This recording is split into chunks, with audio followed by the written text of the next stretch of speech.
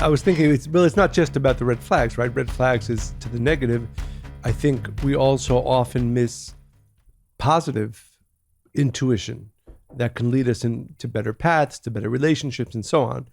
Kabbalistically, we know that we each have within us certainly the ability, the potential to get all the messages that we need, whether it's about relationships, whether it's about business, whether it's about any area of our lives, but that there's a process we need to go to be able to both be able to trust our intuition, because maybe we'll get into this, but there's forms of intuition that are not based on, I would say, our soul.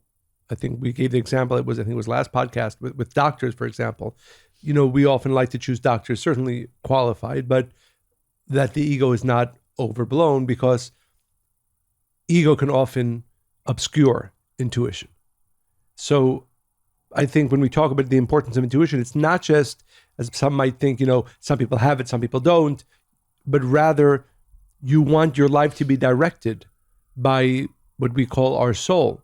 And that comes forward not as fact, but as intuition.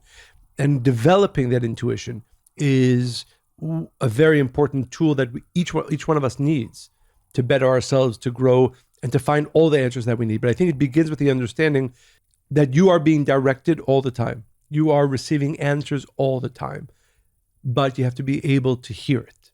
And we also have those answers innately within us. Exactly. We've just come to a place where we've shut out our own voice and we've heightened other people's. Also I do true. think that for sure intuition can be developed, which we'll go into in a little bit. But I do want to go back a bit, because I think that, and you always like to go straight to the positive and the spiritual aspect and how to kind of grow that. And of course, that's ultimately where we want to arrive. But I think it's important to see why we quiet our own voices and why we don't pay attention to things that we see over and over again. One of my favorite quotes is, when people show you who they are, believe them. And so often we convince ourselves not to see or feel what we see and feel.